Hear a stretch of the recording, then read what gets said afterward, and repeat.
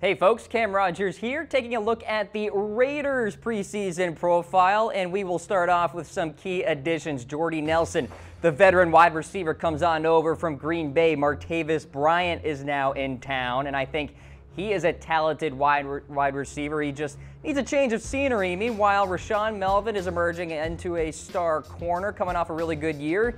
How about this? He made an interception or pass breakup on 25.3% of plays last year. Good for second in the NFL. Then, of course, you have Kolton Miller, that first-round pick, stirring up some controversy with that selection, but eventually Donald Penn will be no more, so Kolton Miller could be that guy. Meanwhile, the key losses for Oakland: Denico Autry is no more, Michael Crabtree was cut, and then David Amerson is no longer on the team either. Overall, offseason grade for the Raiders, a B+.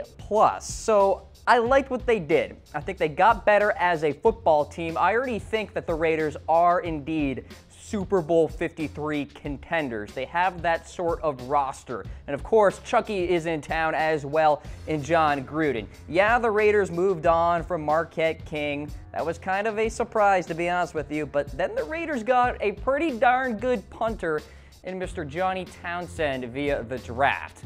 So the Raiders are in good position. Let's take a look at the preseason schedule now. You got the Detroit Lions in Week 1, LA in Week 2, then it's Green Bay in Week 3, their dress rehearsal game, then at Seattle in Week 4. So let's zone in on that Green Bay Packers game because that will be the most important of the preseason matchups. And one headline I'm tracking is the play of the offensive line, particularly at left tackle with Donald Penn. Can the number 15 overall pick, Kolton Miller, outplay the 35-year-old Donald Penn coming off a Lisfranc surgery? Okay, that's a big-time storyline that I'm tracking. Gruden really liked what he saw from Miller during minicamp. We'll see what Kolton can do throughout training camp as well. And then it's the Jordy Nelson revenge game.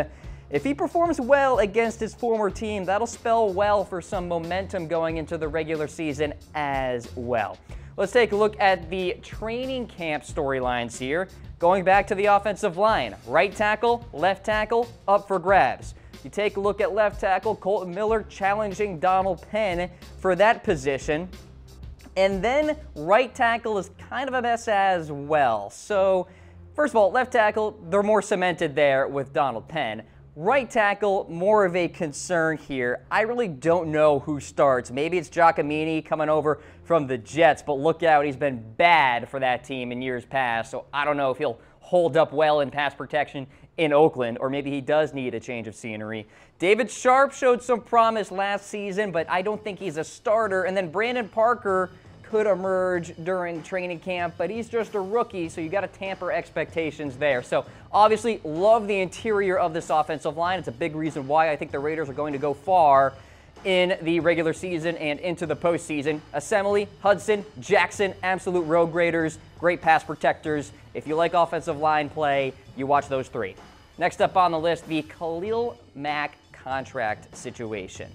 What is the deal? So for Mack right now, he wants to get paid. He wants the security. Now, John Gruden has said that Mack is the priority for the Oakland Raiders.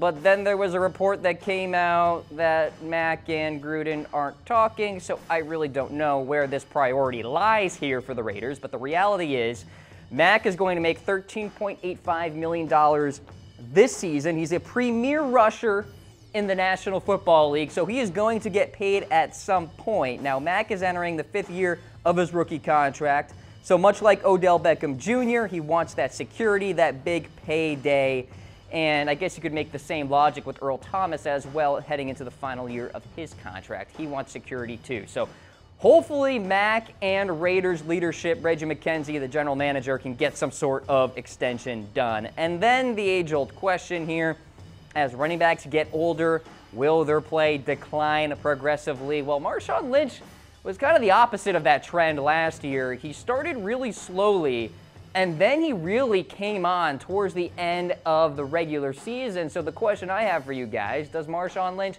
still have it? Now, how much is really left in the tank as well? With Doug Martin in the wing, you got DeAndre Washington as well, and Jalen Richard. So there are pieces behind Marshawn Lynch that could challenge him for some repetitions at the running back position. I'm going to ask you guys, do you think Marshawn Lynch will produce this season? And I kind of made that purposefully vague. Produce, what does that necessarily mean? Well, the way I'm framing it personally is, will he produce as an RB #1 for the Oakland Raiders? Because that is the expectation for him. Let's take a look at the regular season now, and the first page of the board. The Rams, Broncos, Dolphins, and Browns. Not a bad beginning, although that Rams game on Monday Night Football will be a tough start. Then at the Chargers, Seahawks, Colts, and 49ers on Thursday Night Football in Santa Clara. The 49ers will be wearing their alternate jerseys in that one. And then the second page of the board, Chargers, Cardinals, Ravens, and then the Chiefs.